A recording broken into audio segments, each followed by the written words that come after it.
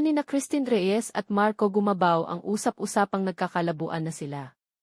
Matatandaang nag-deactivate si Christine ng kanyang Instagram account nitong nakaraang Miyerkules ng gabi, August 14 na, 2024. Nag-alala ang fans dahil iyon ang araw ng 30th birthday ni Marco, pero mukhang hindi sila magkasama ni Christine.